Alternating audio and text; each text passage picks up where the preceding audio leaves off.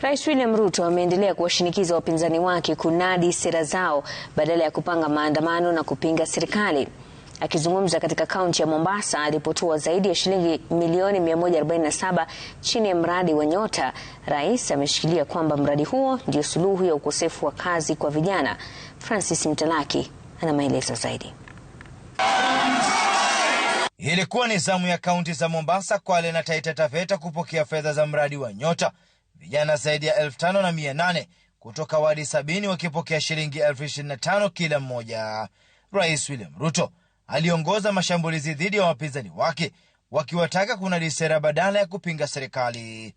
Wale majamaa si tunawajua, mpango hawana, sera hawana, agenda hawana, maono hawana, nyota hawana, hata akili.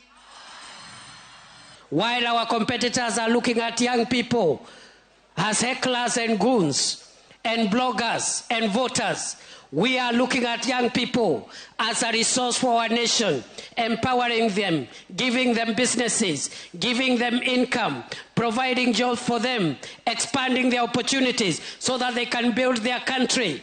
Hii program hii leo, hamukuulizwa chama chenu ni gani? Hamukuulizwa kabila yenu ni gani? Hamukuulizwa munatoka katika sehemu gani? Hamukuulizwa unamjua mwanasiasa gani? Viongozi hao wakisisitiza kuwa mradi wa Nyota ndio utawakomboa vijana kutoka kwa tatizo la ukosefu wa ajira nchini. Rais Ruto akisema atawarambisha sakafu katika uchaguzi mkuu mwaka 2027. We know their intellectual capacity and we know wako chini sana. They cannot develop any plan. It is not about the money you are giving today. It is what you inculcating in the minds and the hearts of the people. What you are doing today is not only empowerment, but you are creating business environment and business mindset for the young people of our country. Rais William Ruto ameusuta upinzani akisema kwamba hawana ajenda, akiwataka vijana kukumbatia mradi wa Nyota. Francis Mtalaki, Ringa Citizen, Mombasa.